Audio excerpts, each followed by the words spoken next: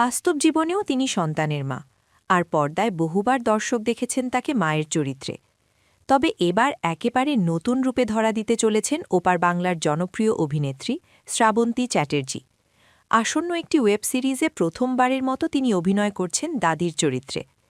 জনপ্রিয় OTT platform হইচই জানিয়েছে, চলতি মাসেই শুরু হচ্ছে তাদের নতুন ওয়েব সিরিজের শুটিং। সিরিজটি পরিচালনা করবেন অয়ন চক্রবর্তী।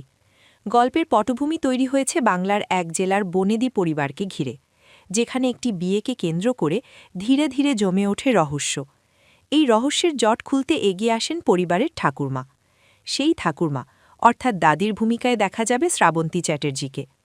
ঘোষণার শুরুতেই নির্মাতারা ইঙ্গিত দিয়েছেন, সিরিজটির অন্যতম আকর্ষণ হতে চলেছে ঠাকুমা ও নাতনির দুরন্ত রসায়ন। যদিও নাতনির চরিত্রে কে অভিনয় করছেন সে বিষয়ে এখনও আনুষ্ঠানিক ঘোষণা আসেনি।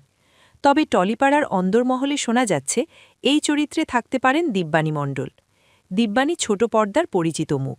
ফুলকি ধারাবাহিক শেষ করার পর তিনি পরিচালক সৃজিত মুখোপাধ্যায়ের একটি ছবির মাধ্যমে বড় পর্দায় আত্মপ্রকাশ করেন, যার শুটিং ইতিমধ্যেই শেষ হয়েছে।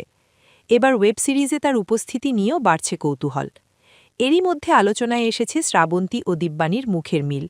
অনেকেই মনে করছেন, এই সাদৃশ্য পর্দায় দাদি নাতনির সম্পর্ককে আরও বাস্তব ও বিশ্বাসযোগ্য করে তুলবে। নতুন এই চরিত্র নিয়ে শ্রাবন্তী চ্যাটার্জি নিজেই উচ্ছ্বসিত। তিনি বলেন, নতুন বছরে নতুন ধরনের গল্পের অংশ হতে পেরে ভালো লাগছে। এবার ঠাকুমার চরিত্রে নাতনির সঙ্গে রহস্য সমাধানের অভিযানে নামবেন তিনি। সব মিলিয়ে শ্রাবন্তীর এই নতুন অবতারের অপেক্ষায় এখন টলিপাড়ার দর্শক ও ওয়েব সিরিজ প্রেমীরা।